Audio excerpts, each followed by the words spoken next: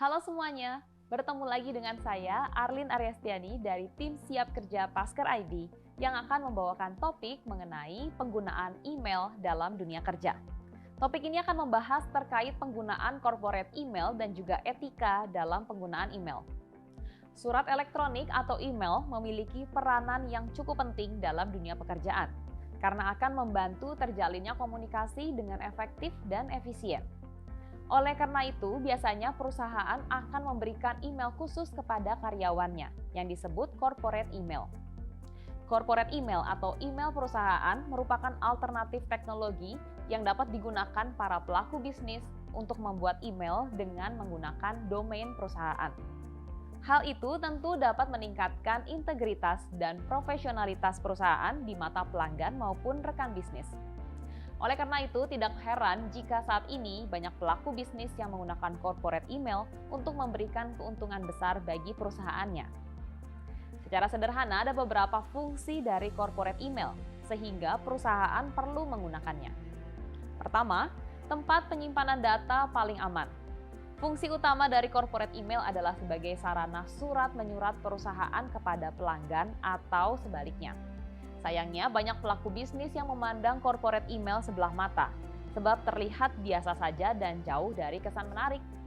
Corporate email merupakan tempat penyimpanan data yang paling aman. Hal tersebut berlaku selama pemilik email tidak menghapus data-data penting yang ada di kotak masuk, draft, maupun kotak terkirim. Data tersebut tentu dapat dibuka dengan mudah kapanpun dan dimanapun. Kedua, lebih mudah melakukan personalisasi. Perusahaan bisnis yang kamu jalankan tentunya terdiri dari beragam divisi, mulai dari layanan pelanggan, HRD, hingga pemasaran. Untuk efisien waktu dan peningkatan nilai profesionalisme, maka corporate email dapat digunakan dengan menggunakan personalisasi untuk masing-masing divisi di suatu perusahaan. Ketiga, mendapatkan layanan tambahan. Corporate email yang digunakan oleh suatu perusahaan tertentu berbeda dengan free email yang biasa digunakan oleh perorangan. Corporate email memiliki beragam fitur mulai dari monitoring, mail grouping, bahkan layanan share kontak, calendar and task, dan juga backup and recovery dari fresh mail. Anda tidak perlu membuang waktu untuk membalas email satu persatu dengan konten yang berbeda-beda pula. Jadi corporate email merupakan solusi tepat untuk perusahaan. Berikut adalah 7 etika yang penting dipatuhi saat menggunakan email untuk bekerja. Pertama, gunakan alamat email profesional. Biasanya kantor membuatkan layanan email perusahaan untuk pegawainya. Apabila perusahaan membuat email semacam ini, kalian bisa memakainya untuk komunikasi dengan kolega, khusus untuk keperluan pekerjaan. Namun, jika perusahaan tidak menyediakan alamat email dari perusahaan, kamu bisa menggunakan alamat email milik sendiri. Menurut konsultan karir sekaligus penulis buku The Essentials of Business Etiquette Barbara Pecher, penting diingat bahwa pengguna memilih alamat email yang profesional. Misalnya username dengan nama jelas, bukan nama panggilan. Yang kedua, masukkan signature di email kamu. Jika kamu sudah memiliki alamat email khusus untuk pekerjaan, pastikan untuk mencantumkan signature atau keterangan diri di email yang kamu kirim.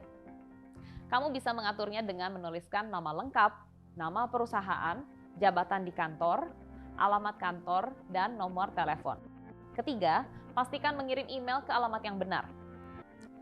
Barbara Pecher mengatakan bahwa mengirim email harus berhati-hati saat memasukkan alamat penerima.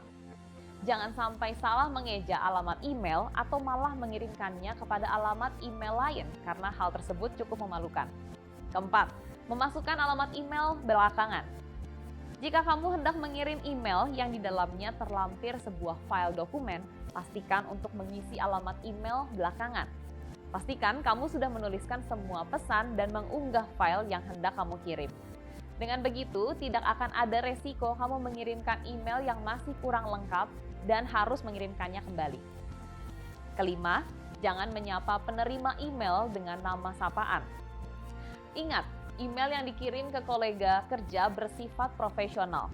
Untuk itu, pastikan tidak menyapa penerima email dengan nama panggilannya. Misalnya kamu hendak mengirim email ke orang dengan nama Barbara. Tapi karena kamu merasa sudah kenal dengan Barbara, kamu memanggilnya Barb. Padahal belum tentu yang dipanggil merasa nyaman dengan nama panggilan tersebut. Keenam, jangan lupa tulis perihal di subjek email. Saat hendak mengirimkan email ke kolega kerja, jangan lupa untuk menuliskan perihal yang diperbincangkan di subjek email. Ketujuh, pikir 2 kali sebelum memilih reply to all. Email dibekali dengan fitur jawab ke semua alamat email alias reply to all. Fitur ini memungkinkan penerima email untuk mendapatkan jawaban email dan mengirimkannya ke semua alamat email yang disertakan di pengirim pertama. Demikian video kali ini.